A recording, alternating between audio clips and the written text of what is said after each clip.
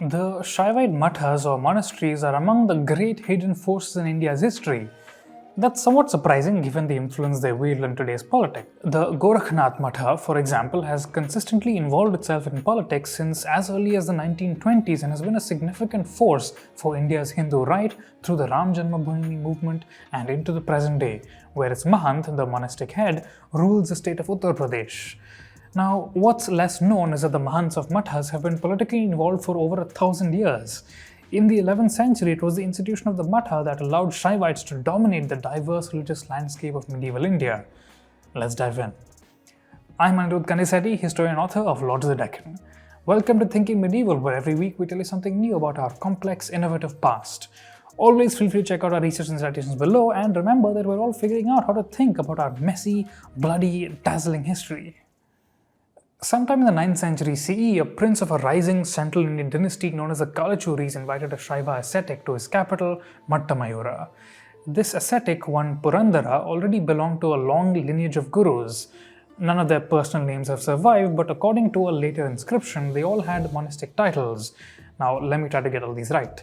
The Guru Kadamba Gohavasan, foremost resident of the Kadamba cave, had taught one Shankhamatadipati, the superintendent of the Conch Shell monastery, who in turn taught Terambipala, the protector of Terambi, who was the guru of Amardika Tirthanatha, the lord of Amardika river crossing, who had taught Purandara. I got them all right in the first go. That's amazing. This series of titles is very revealing. Evidently, both renunciants and wielders of tremendous temporal power were present in the same Shaiva spiritual lineage. A cave dweller had taught the chief of a monastery. We know from archaeological and textual evidence that such monastic chiefs were extremely important personages.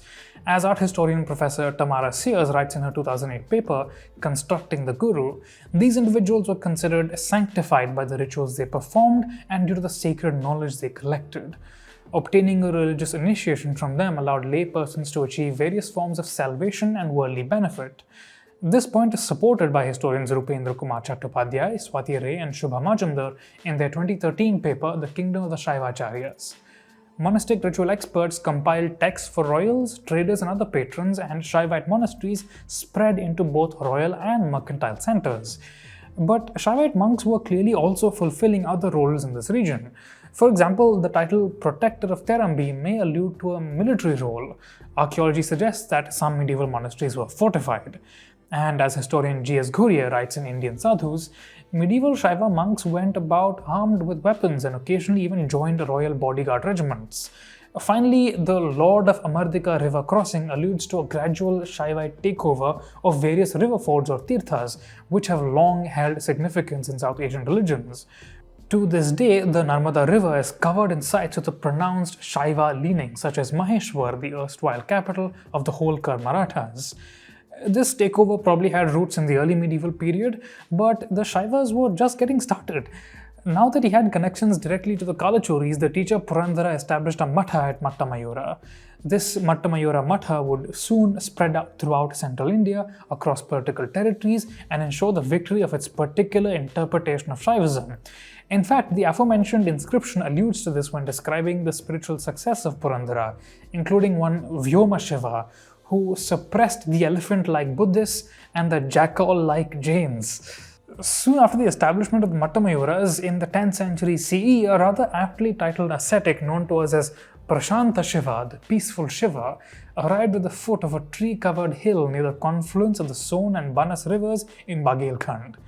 Here in this rocky, out-of-the-way place called Chandrehe, he established a monastery of his own while subsisting on fruits, roots and lotus bulbs. He performed the austerities that he had learned from 3 generations of gurus, and he taught a new generation of disciples.